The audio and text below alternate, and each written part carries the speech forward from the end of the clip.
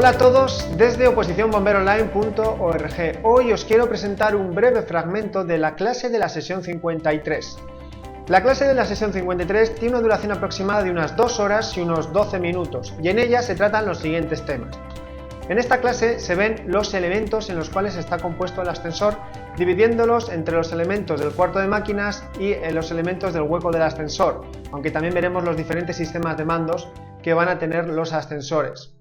Dentro de los elementos del cuarto de máquinas se ve con todo detalle en qué consiste o de qué se compone el cuadro de protección eléctrica. También veremos el limitador de velocidad y el paracaídas, en este caso, que aunque el paracaídas está fuera del cuarto de máquinas, está junto a la cabina, lo estudiamos en su conjunto para tener una idea mucho más clara de cómo funciona el sistema. El limitador de velocidad y el paracaídas funcionan conjuntamente, por eso los exponemos de forma conjunta.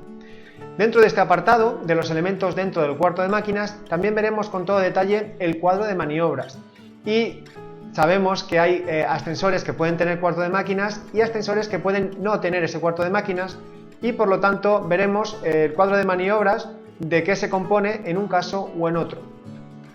Seguiremos con los elementos de los ascensores y en este caso hablaremos del hueco del ascensor. Primero definiremos lo que es el hueco del ascensor y diremos qué características que debe de tener o qué características puede tener.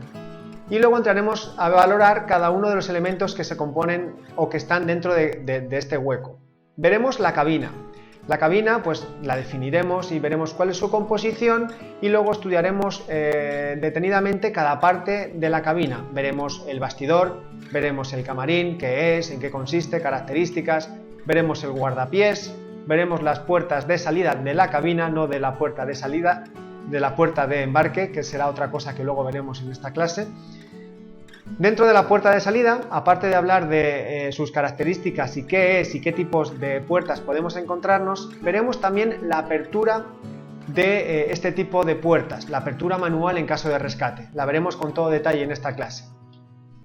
Continuaremos con los elementos del ascensor que se encuentran dentro del hueco y en este caso seguiremos viendo pues, los contrapesos, viendo cuál es su función y sus características, las cadenas o cables de sustentación, función, características, tipos, veremos también el cableado eléctrico que también se encuentra dentro del hueco del ascensor, veremos las guías, cómo son, cuál es su función, los amortiguadores, tanto del contrapeso como de la cabina, y veremos también el final de recorrido o final de carrera, el sistema de seguridad que se encuentra dentro del hueco del ascensor.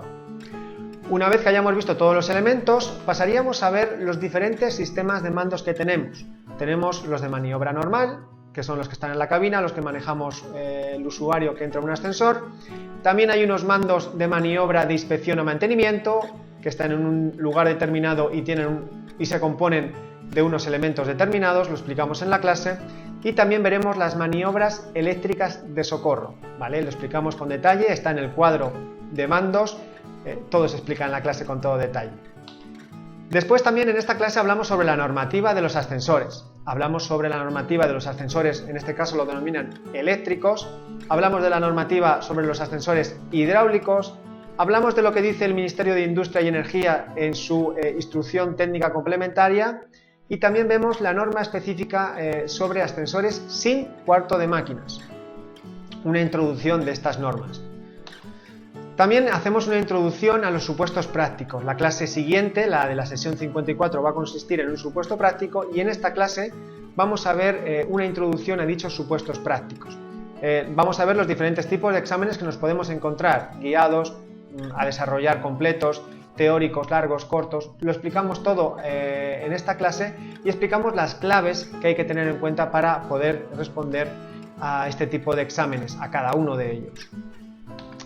También vamos a valorar todas las situaciones posibles en las que nos podemos encontrar los bomberos ante un rescate en un ascensor.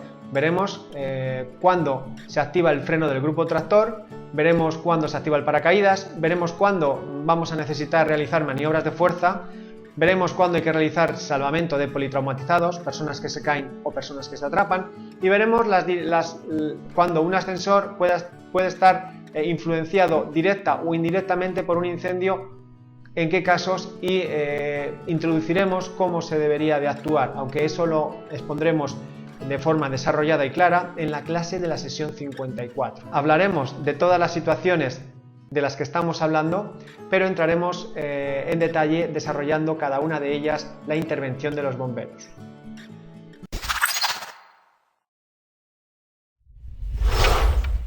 A continuación vamos a pasar a ver el fragmento de la clase de la sesión 53, el cual trata sobre la maniobra eléctrica de socorro.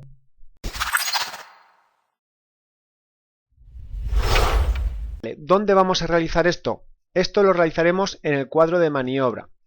Todos los ascensores tienen cuadros de maniobras, pero no todos los cuadros de maniobras pueden realizar o se puede realizar desde el mismo la maniobra eléctrica de socorro. ¿Cuándo van a tener que tener los cuadros de maniobras eléctricas, o sea, poder realizar la maniobra eléctrica de socorro? Pues en uno de los casos que ya conocemos, que es cuando los ascensores no tienen sala de máquinas, por lo tanto no podemos acceder al mecanismo de rescate manual que podemos hacer sobre el freno y sobre el volante de inercia. En esos casos es obligatorio que el cuadro de maniobras tenga que se pueda realizar o que tenga una botonera en la cual se puede realizar la maniobra eléctrica de socorro. Y también existe otro caso que, aun teniendo una sala o un cuarto de máquinas, para realizar las operaciones manuales de subida y bajada del ascensor, para esta maniobra se necesite realizar un esfuerzo, en este caso por ejemplo un esfuerzo en girar el volante superior a 400 newtons, ¿vale? Hasta 400 newtons. No se exige tener en el cuadro de maniobras una botonera para realizar la maniobra eléctrica de socorro, pero a partir de tener que realizar esta fuerza para realizar la maniobra manual, en estos casos ya sí que se exige que en el cuadro de maniobras exista una botonera para realizar la maniobra eléctrica de socorro. Como os podéis imaginar, este caso se utiliza en muy pocos casos. Generalmente cuando tenemos un cuarto de máquinas, la fuerza que hay que realizar para mover el ascensor es muy inferior a 400 newtons, ¿vale? En kilogramos fuerza 40 kilogramos de peso humano sobre una palanca, sobre un volante de inercia. Generalmente esto no sucede porque si se hacen un cuarto de máquinas y se hace un acceso al mismo, esta fuerza para realizar esta maniobra manual suele ser muy inferior a 400 newtons. Pero se establece esta exigencia en el caso de que la maniobra manual se necesite rebasar esos 400 newtons de fuerza para realizarla.